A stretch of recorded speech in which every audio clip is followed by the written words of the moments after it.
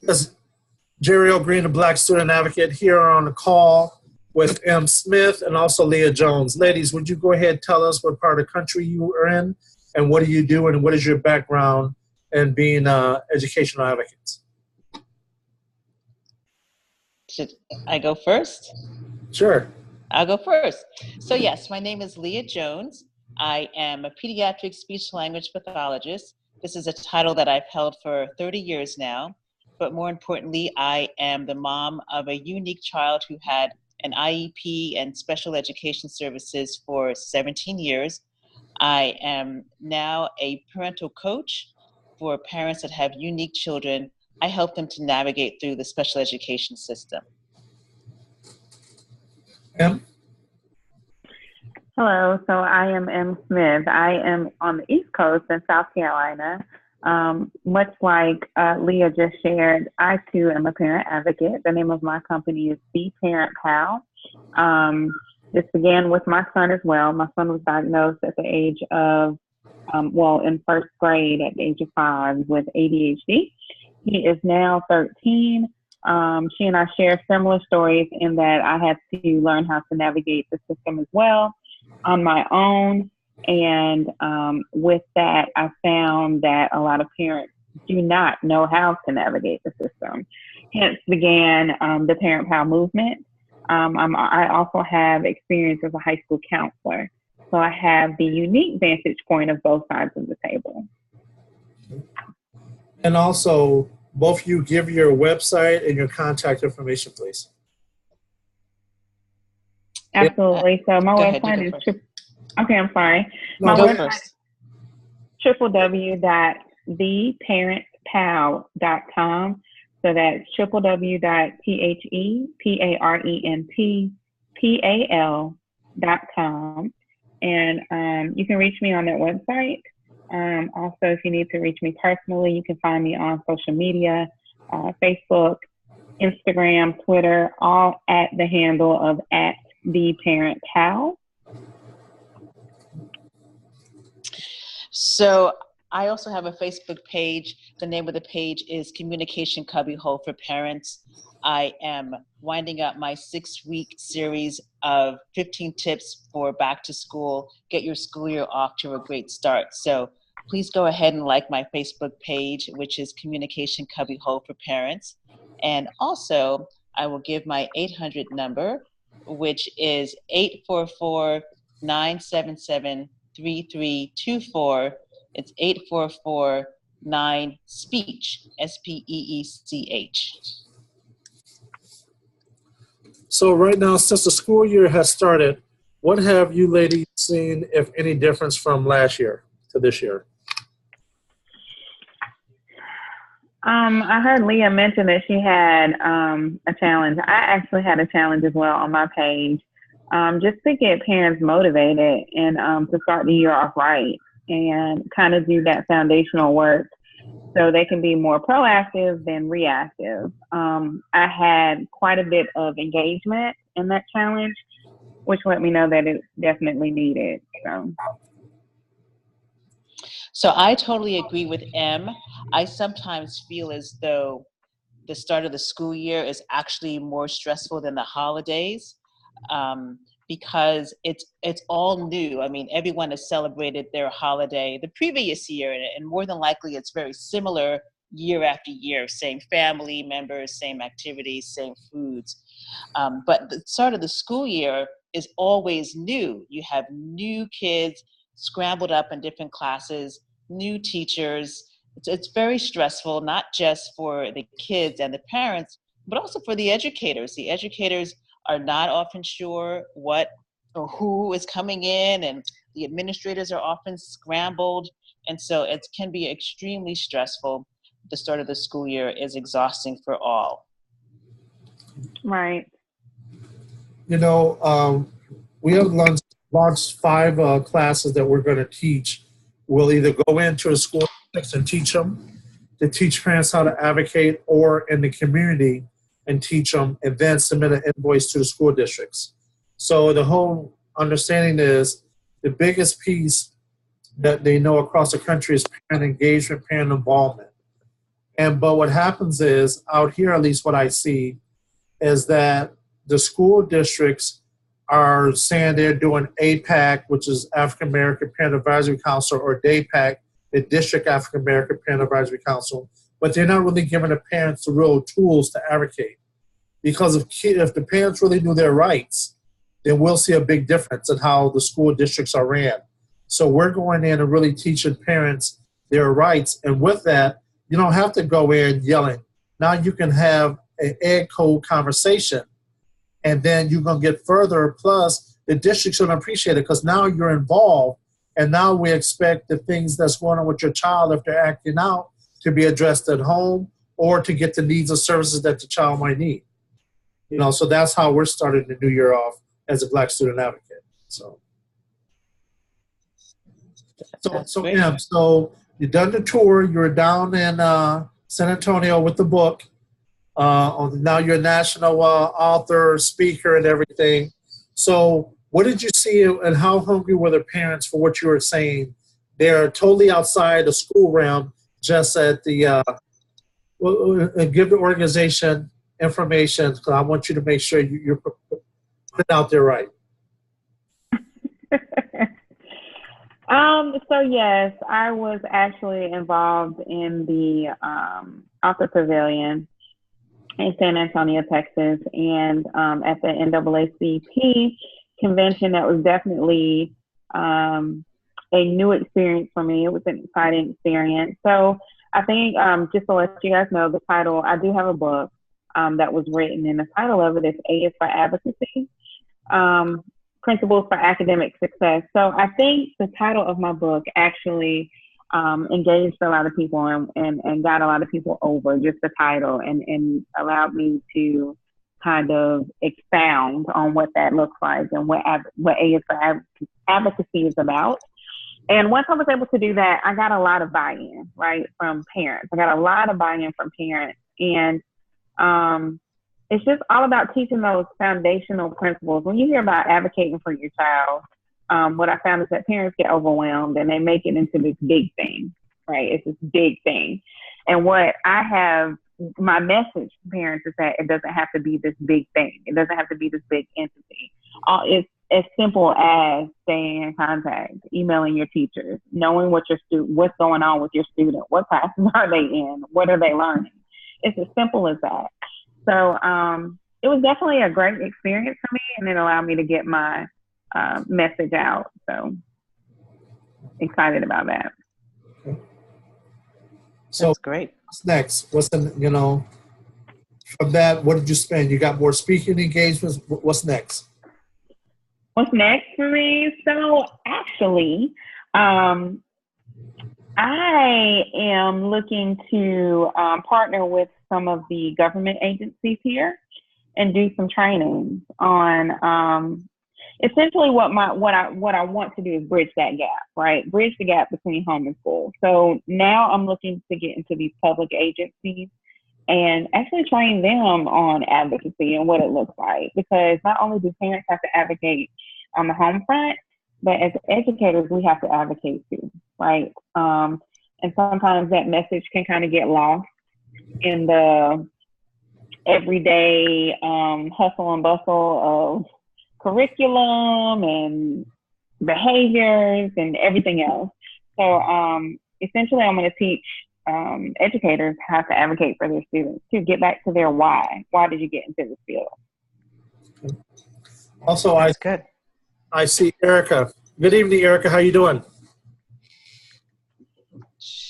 Hi, good evening. How are you? All right. Are you on the phone only, or are you on a computer? No, I'm on my phone. Okay, fair enough. Okay, so I just want to make sure I give you a chance to get some camera time if you were on the computer. Oh, no, you don't want to see me right now. We have Leah and M here right now, so you want to give an introduction and talk about, what's your lane and your background and what do you do? Right. So, hello, ladies. Again, from yesterday evening, my name is Erica Pullen. I'm a children's author and a motivational youth speaker. So I actually go into the public schools across the states, after school programs, to encourage and motivate our brown babies to believe in themselves. And that's my message across the states is regardless of what people think of you, you believe in yourself and you can reach the stars and follow your dreams and be successful.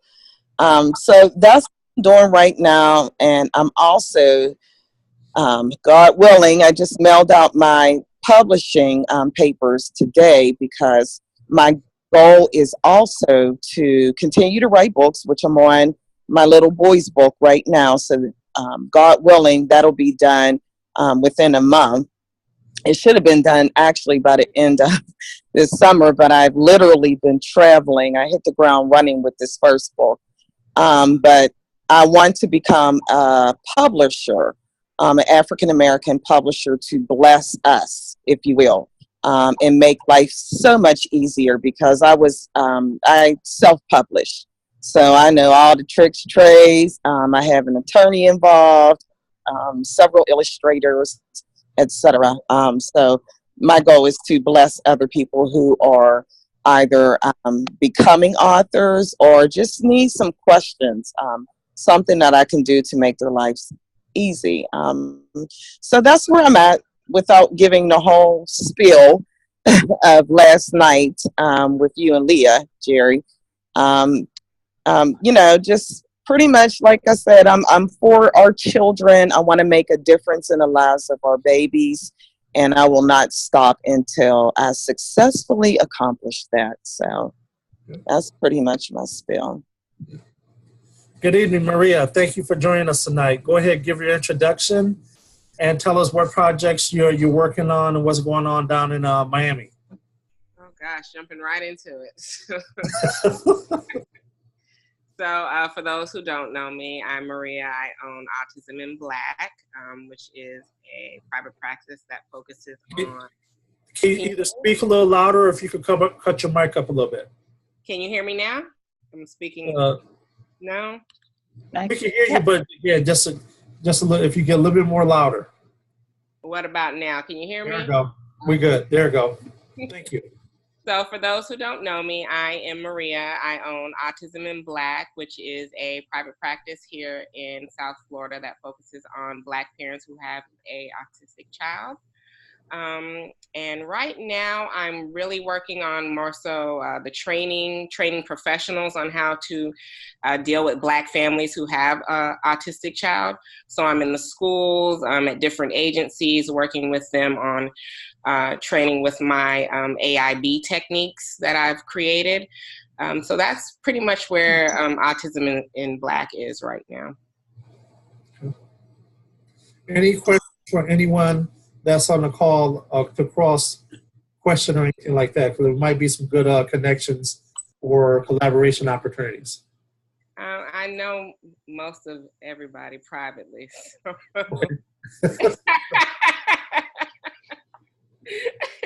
Erica, do you have any questions for anyone else on the call tonight? No, I don't. I'm excited to network with everyone, and I do not know Maria, so hopefully, we will get to know each other, along with you, Jerry, Leah, and the other young lady. Yeah, we're all educators at this point. So.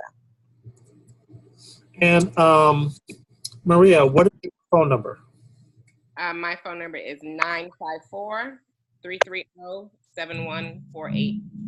So one more time. 954-330-7148. I'm trying to type it. I just heard 334 or 333? 330. Got it.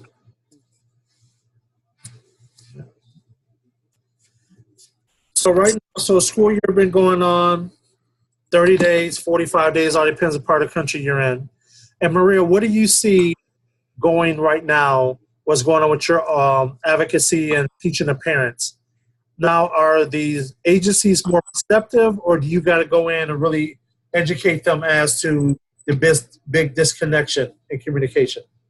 I think the only reason that they have been receptive to me coming in is because my child attends a inclusive school that is specifically for children on the spectrum, and they've actually kind of given me a platform to get into the other schools. So I think they've been receptive because I have their backing, and they've definitely been receptive to the training and learning the stuff. So once I'm in there, they actually are engaged and want to know more.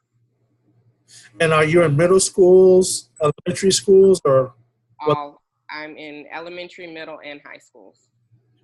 And let me go ahead and try the collaboration. Do you feel the need for the services that Erica might have to come in with the self-esteem piece, the motivation, that the school district could use that? I did not even hear Erica's piece. I came in later, so okay. But I'm sure whatever she's serving, the schools need. They do. But you know something, it really, at this point, with many different lanes I'm in, I said, whatever you're doing, the Black community, we need it. And we welcome it because it's needed. Yeah. Mm-hmm. Across the board is so much that, you know, we take a little slice and start there, and then once we get in the door, we're like, wow. Yes. That's a whole classroom that need to be filled up with us with services like that. You know. So, do you have a book? Do you have a book or no? I do have a book. It's having little issues with the printing, but it'll be up on Amazon in the next 2 weeks. Fair enough. Leah, do you have a book also? Or are you working on one? So I am working on a book. It's kind of an IEP manual, like a simple how to navigate the IEP. As a speech therapist, I could easily have upwards of 80 children on my caseload, so I learned how to write a lot of IEPs. So that is my book, and it's also like a little handbook that a person can read before they go into their IEP meeting. There's a lot of stuff that goes on behind the scenes before the parents even get there. And I'm sure that Em knows about that as a guidance counselor. And, you know, it was really challenging for me because I was a mom who had a child with an IEP. And I used to really, really find myself struggling with my morality to be sitting and talking about a person's child without that parent being present. I wouldn't want someone to do that to me. So it's just a little handbook to let parents know what happens before they even walk into that door. They think that they're walking into a collaborative meeting. They're not. I agree, Leah, and I talked about that in my book. So essentially what happens is the parent gets all their stuff together, and the school is getting all their I's dotted and T's crossed, so that when we sit at the table, it's a battle. It's us against you, right? Mm-hmm. And really the school kind of sets it up that way. Mm-hmm. So I am working, that is my hope, and I feel like that is my purpose, is to make it more of a collaborative effort and make it a partnership and not a battle, right? I know that's a huge task to take on, but essentially that's what I want to do. It's not make it a battle, but let's partner and figure out what we can do. And part of the reason is because the parents feel like they're doing 120% and the school isn't doing their part, but the school feels like they're doing 120% and the parents aren't doing their part. So if we can get everybody at the table to talk, then I just feel like it'll be so much better. So actually, I just want to say I agree with you 100%. Mm-hmm. That is what happens, but I'm working to really change that dialogue, change that. Yeah, that would make a great difference. Mm-hmm. You know, I can tell you on, again, the IEPs that I've been involved in, that, again, going in listening first and then start asking questions, it's a whole different temperament that the school staff have. Because I'm not the parent, I'm not emotional about it. I just ask basic questions like, no, that's two different, I'll tell them, that's two different things. What you're saying and what he done is two different things. And I went round and round with them because the teacher said, oh, he's so charismatic. And then later they said, oh, he can't express himself. I said, you can't have both. I said, the document asks, how does he communicate? And you saying that he don't communicate. Well, you can't have both. You saying he in front of the class entertaining. That's not his job to entertain, but he is communicating. And they was like, oh. And also in the meeting, they wanted to say, because he was changed his medication, so in 3 days, he got 18 write-ups. And they wanted to say that, oh, well, yeah, was the issue because of a change in the teacher or the medication? I said the medication. But I had to go around 5 times to tell him he only had that many issues for that 3 days during the medication change. And they wanted to say, well, did he have, was it because of his behavior or because of medication? And I said, no, medication. And you guys notice in the industry that you can't have him label a child that he has an issue of emotional problem, because then that's gonna label him lifelong. So speak to that, if you will. I can speak to that. So certainly as a speech therapist, everyone in every category of the school required speech therapy. So I worked with gifted students, I worked with autistic students, I worked with students with emotional challenges. And so, yeah, that follows them. I can remember receiving an IEP from a student who was transferring in, and the IEP had all sorts of we were all afraid, the entire staff. The principal was nervous. We were worried about what bus this child would come in on. Could he handle a larger bus or a small bus? They decided on a small bus. Who was going to meet him when school arrived? Should we have certain chairs in the room? Should we remove the pencils? Should we remove the scissors? And so that was just what we were reading. We hadn't even met that person. And when the person arrived to school that day, he was fine. He was totally fine. It didn't, he could cut and draw and he was fine. He walked to class. He had a fantastic day. But it was that history followed him, and we were all geared up as educators to be ready to go into battle when none of that was even necessary. So yes, that stigma does exist. It did happen to be a child of color. So that was upsetting. And I don't know if that would have happened if it was a different child. That just happened to be the child in this particular situation. I 100% believe it's important for parents to listen to what is being said. So, like what you just said, Jerry, the school staff does speak in code, right?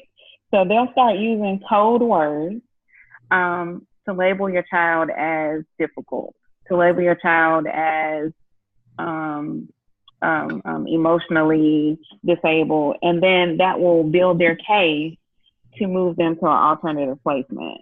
So I think it's so important, and that as all of us are advocates, we have to teach these parents to never allow something to kind of go over their head. They have to listen to what's being said. And if you don't understand what that means, like you said, Jerry, he's very charismatic.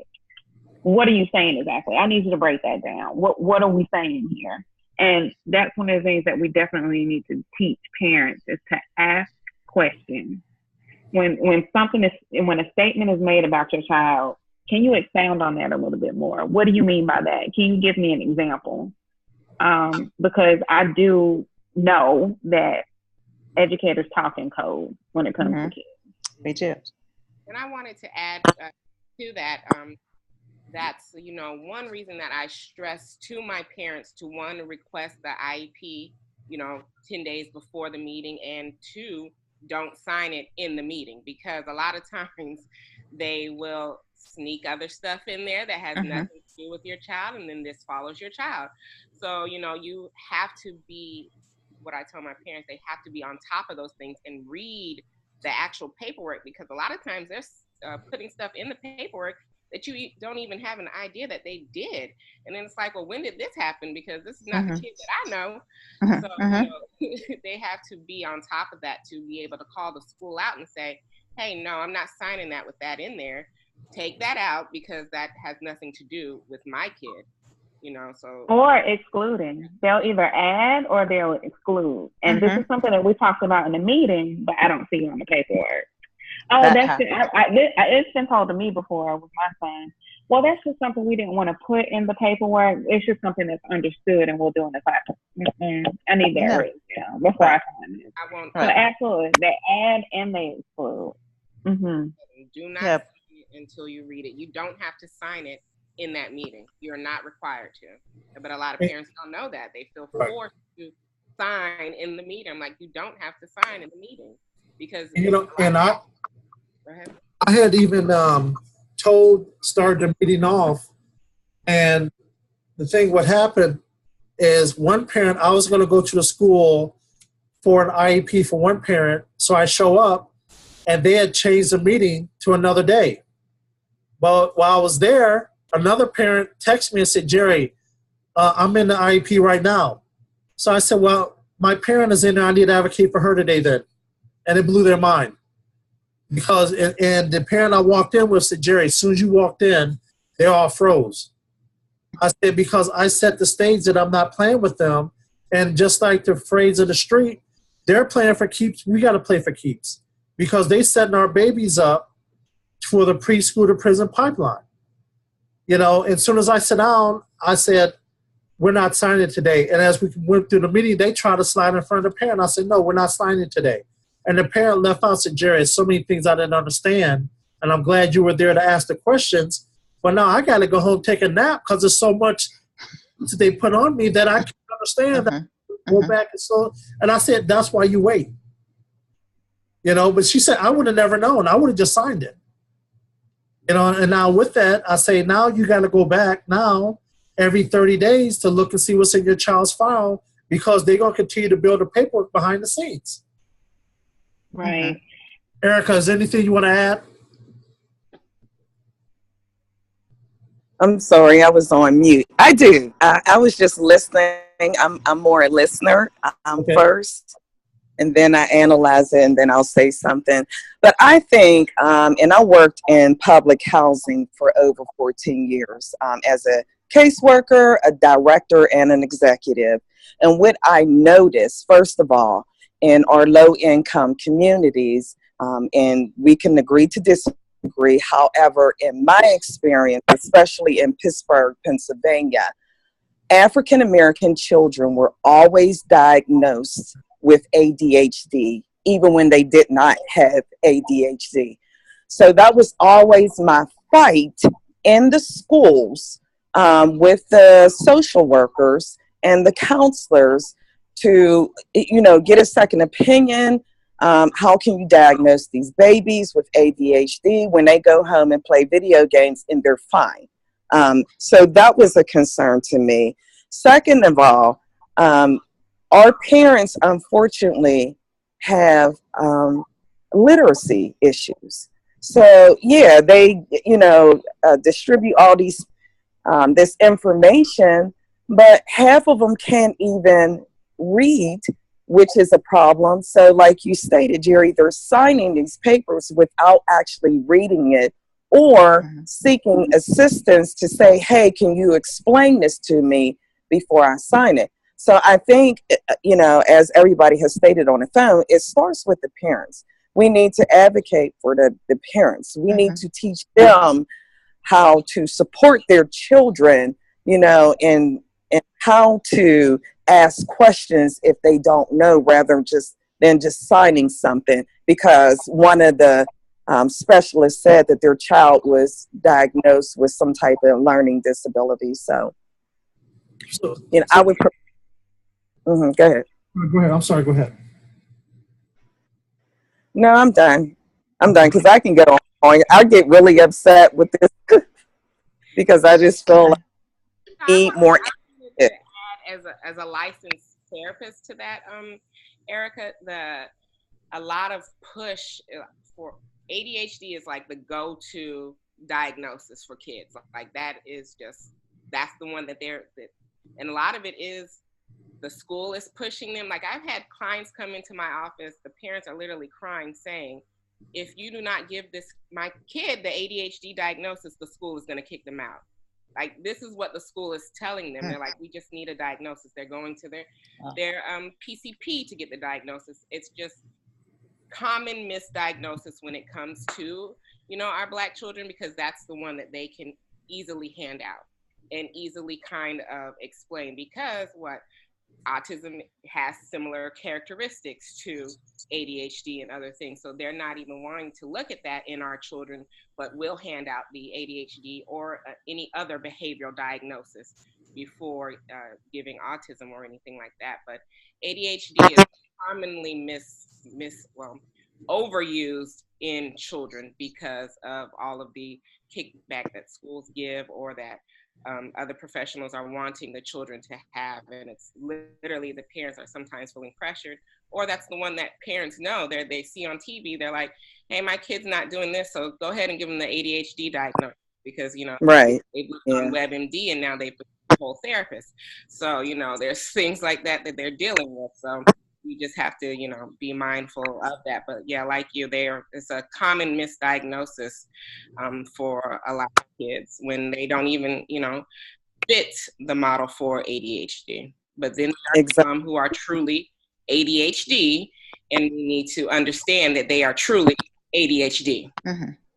Right. Well, and feedback off of, I'm sorry to interrupt, but again, children learn differently. There's visual, there's connected learning. I know from my own personal experience with my 18-year-old who is a high honor student. He's in college now, but they tried to diagnose my baby with ADHD, and I said the devil is a liar.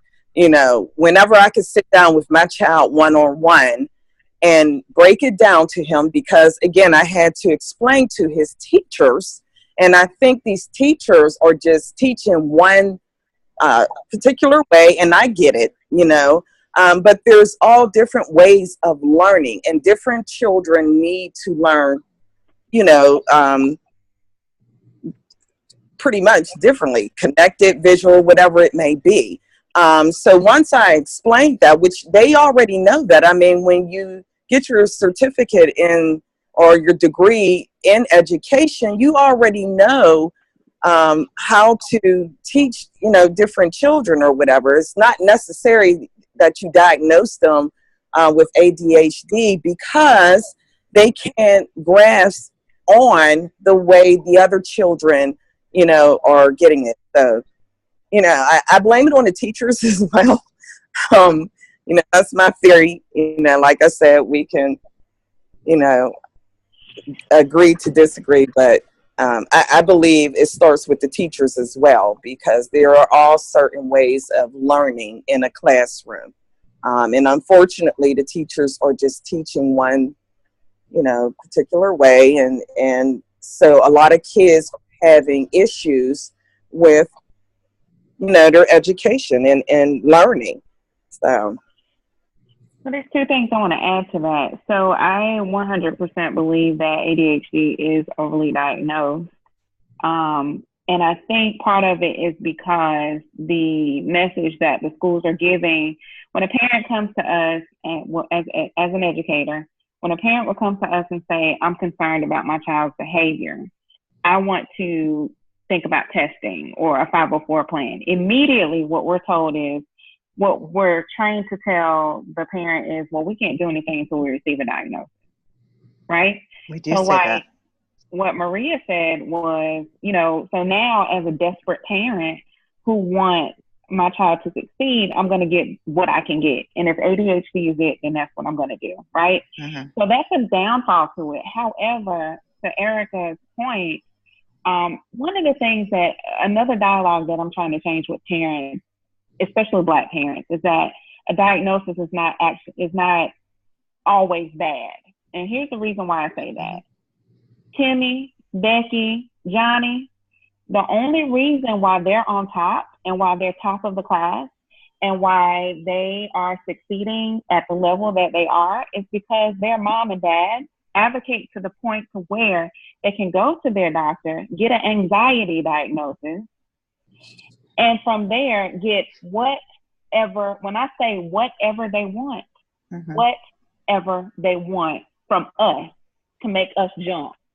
Exactly. Excuse me. And I've seen it firsthand. Oh, she's suffering from anxiety, so she's going to need 3 extra days to take the SAT. So Erica, I want to challenge that thought in that, yes, it is bad for it to be overly diagnosed. However, sometimes we have to fight their game with their game. And if we can get a diagnosis, which is what the message that I'm telling my parents, my son, when he was diagnosed with ADHD, I know he can learn. And as a matter of fact, I don't tell him what I say in the IEP meeting, but best believe that when he's out of the room, I'm setting it up just like Becky and them do, so I can make sure that he's going to be successful, because that's what they do. I've seen it firsthand. I have too. That's exactly what happens. Mm-hmm.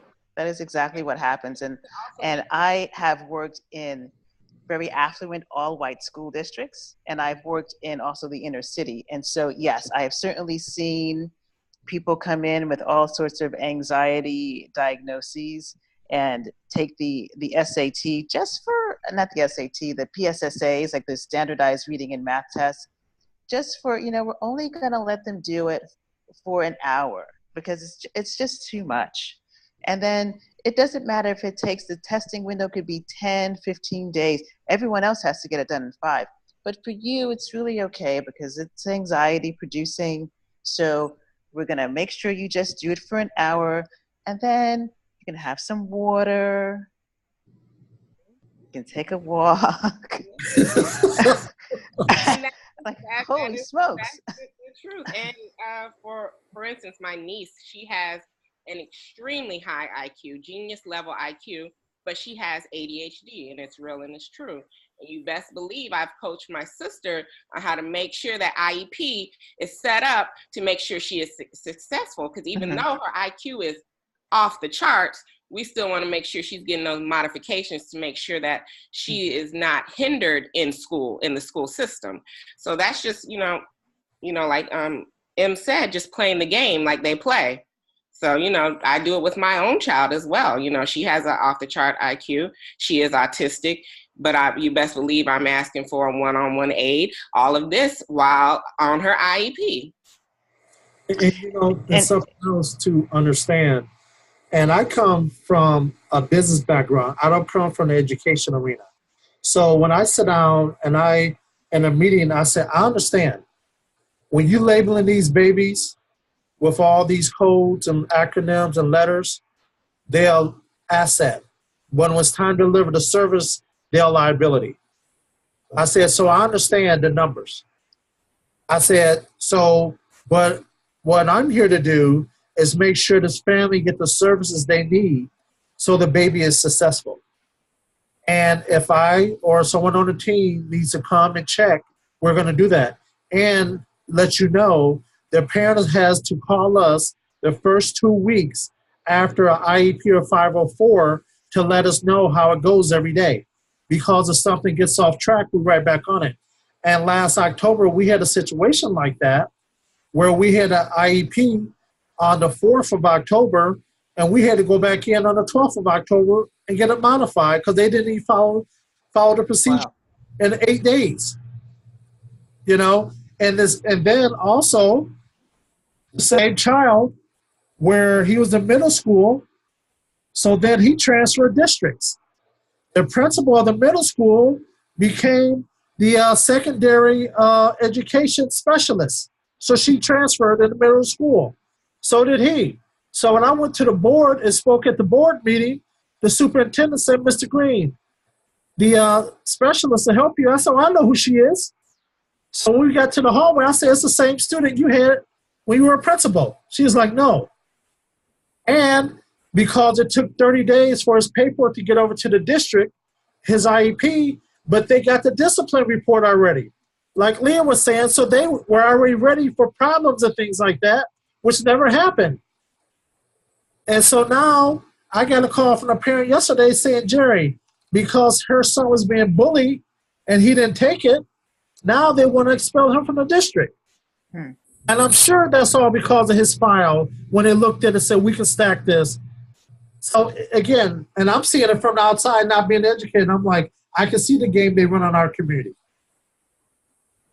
Yeah, that definitely happens. That definitely happens. I can remember working with a student. This was when I worked in the affluent all-white school. There happened to be a couple of children of color in that school, and this child did happen to have behavior challenges, but he was okay in speech. He did the best that he could, and then I remember the next school year, he was gone. And it wasn't like, Leah, make sure to send your records to this school because the family moved. He was just like gone. Like they've just beamed him up. I don't know what happened to him. There was no follow through. They just made him disappear. And I remember feeling, how can you, like, where is he? Oh, he moved. No, he didn't. He didn't move. You moved him. And there wasn't really much I could say. I was the only Black teacher in that school, so I couldn't really say all that I wanted to say. But you're right, Jerry. They can just make people disappear. And so that's the other thing I tell them. I say, I see you trying to discipline these kids out of the district. So what happens is, and you guys educate, you know, when they say, oh, we graduated 88% of our students, that's only the students that started the 12th grade and graduate that year. That's not a 4-year completion. And that's what people don't know that number. So they think, oh, wow, you graduate 88%. So when I go in, I ask the question, how many students did you start off with as freshmen? And now, how many are you graduating? We can't tell the in and out, but it gives you some kind of number. And you say, well, what happened to that 75 to 150 students? How many were suspended? How many were Black males? How many Black females? How many were disciplined, suspended, exposed from the district? And when you start asking no questions, they're like, well, look, but I know you have them. You know, and now what we see out here in California is they're doing the restorative justice, which means now you don't have to kick a kid out. You're basically giving them in-school suspension, and the numbers don't have to show outside of the district. So the kid is still not getting classroom lesson time. But the numbers are like, now you're doing something different in discipline. Erica, anything else? No, nope, just listening. Erica, do you want to give a title of your book or any of your information? I'm going to wrap up. It's been almost an hour. I know y'all on the East Coast and it's getting late. Oh, yeah, sure. It's called Believing in Myself. It's on Barnes and Nobles or Amazon. I also have books. The little I do have now, I have to order some more because a lot of people like the signed books versus just ordering them from Amazon or Barnes and Nobles. But it's called Believing in Myself. It's about a young African girl. The story is actually based off of my childhood, who was let down because of her dark skin. So she didn't think she could amount to anything. She tried very hard, but she thought the pretty girls with long hair, light skin, beautiful eyes were always the ones that were selected. And so the message behind it is to believe in yourself. And at the end of the book, and I love the end of the book, it says, look out, Beyonce, Taylor Swift, and Kim Kardashian, because here comes, and then the child writes her name on the line, and at the end it says, believing in myself. At the end, she's like, you know what, I can do this. Regardless of what they think about me, we're beautiful, we're smart, we're intelligent, you know, and we can sing and dance like the rest of them. So it's a very encouraging, inspiring book, and I've gotten a lot of good feedback off of it. So, yeah. Thank you.